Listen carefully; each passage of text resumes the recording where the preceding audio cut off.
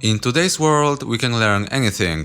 We have an enormous library of books, articles and apps on the internet. However, not every learning curve is the same, and not every subject should be approached the same way. That's why I wanted to share my various learning experiences. Keep in mind that I'm not an expert, and this is just what worked for me. And with that said, welcome to the first episode of How to Learn Anything: Languages. In my opinion, foreign languages are the most important subjects that we can learn at school. They can benefit us no matter what we want to do in our professional career and our free time.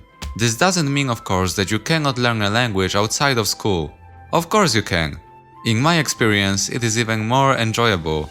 Actually, you should be learning languages throughout your whole life. I am sure that you know what benefits it can offer, but we don't often realize that a lot of self-improvement and mental development occurs while trying to learn a foreign language. It can improve your memory, help your cognitive functions, and allow you to learn other things more easily.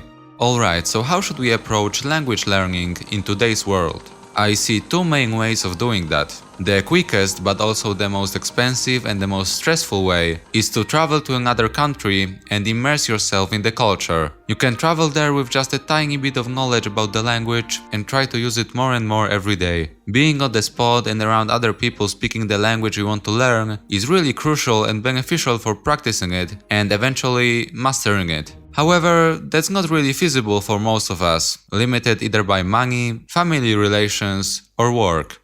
Don't worry, you can kind of mimic the first way at home. In my opinion, the most important part of learning a language is comprehension.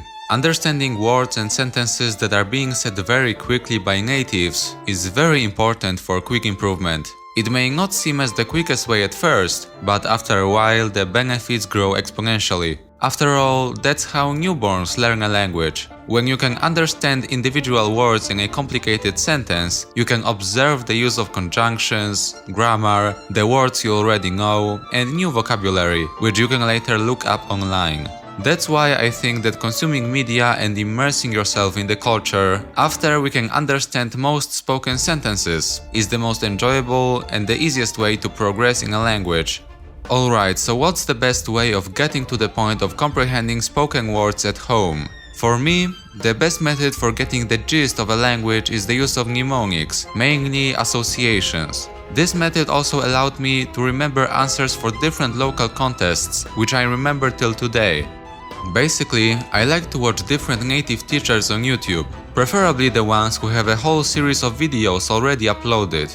I like to watch the low-key ones, not with super polished and commercialized videos. They usually teach very useful phrases, grammar and spelling. Actually, for learning grammar, and anything else of course, I recommend finding a podcast to listen to. For example, there's this great one for Korean grammar, Talk to Me in Korean. I reckon there are many grammar-related podcasts teaching most languages, so do some research.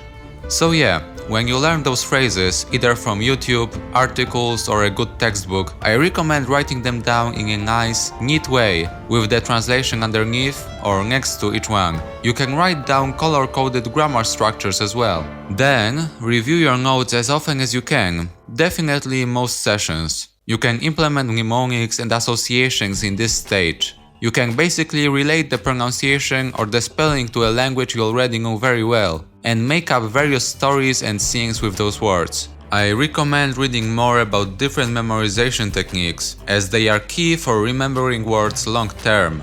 At the end of each session, I also recommend writing sentences off the top of your head. In the beginning, it may be as simple as hello, how are you, but that's where you can see a lot of your progress. If you don't have the time, you can also make up dialogues in your mind. I love that too. So, to recap, with this technique, you practice hearing with watching videos and listening to podcasts, starting slow and moving to more complex sentences throughout the process. You're also practicing speaking while making up dialogues in your mind, and writing by creating sentences and writing down all the words from the lessons. Then you're committing them to your long-term memory with various mnemonics. Finally, remember to still listen to or watch complex sentences like the real deal. Immerse yourself in the culture from the beginning, even if you don't understand anything. You'll learn about the food, celebrities and the language from the natives. You can follow actors on Instagram, listen to music and watch music videos, and browse YouTube in the language you're learning. This way, you're going to be able to transition to watching and listening to stuff full time easily, which is the goal of this technique.